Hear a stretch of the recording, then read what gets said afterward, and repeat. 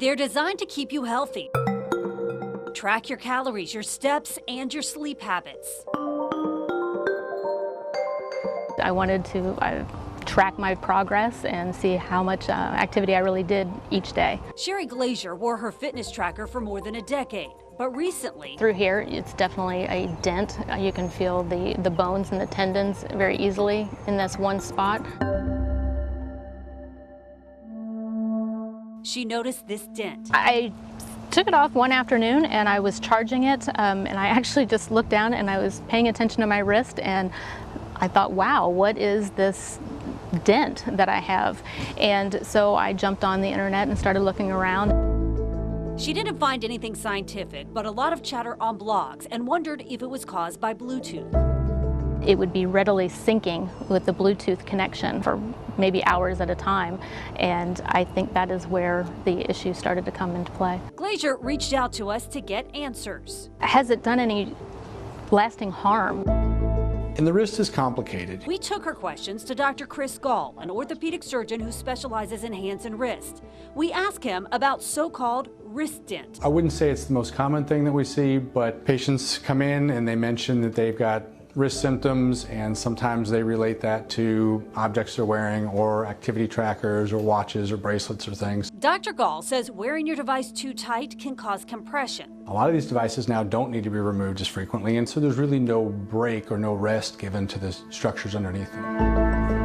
And that, he says, can cause what appears to be a dent. It typically is not permanent, and what happens is with focal compression over any tissue, you can create a little defect in that tissue, or you can kind of change the growth of that tissue underneath. Glazier says it's not the dent that concerns her the most. It's more about what has it done to my bone, my tissue long term. My question is, has anybody said to people not to sync it while you're wearing it? And the constant radiation as the Bluetooth is engaged, how healthy is that for a person? According to the CDC, wearable technology typically uses low-powered radio frequency, or RF, transmitters to send and receive data, and exposes a user to very small levels of RF radiation over time.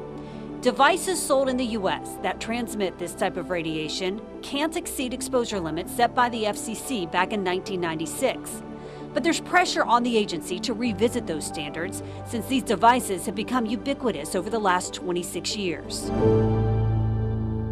They're based on short-term exposures for protecting against heating only, not for long-term, daily, chronic, low-level exposure. Theodora Scorado, Executive Director of Environmental Health Trust, says the constant exposure, especially among children, demands more scrutiny. So we have been calling on the FCC to review all of the science, because there are hundreds of studies, in fact, thousands of studies that show effects at very low levels.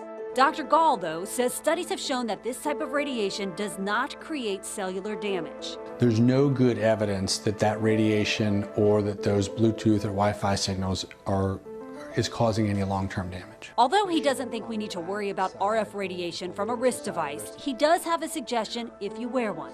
Loosen it and remove it. If you can get a finger or two underneath your device, you'll still get good readings, and it should be able to move up and down, so that if there is a little rough edge on that, or if there is a little pressure spot, it's not always on the exact same tissue. Glazier says she still has the dent nearly 2 months after she stopped wearing her fitness tracker, and for now, plans to keep it off.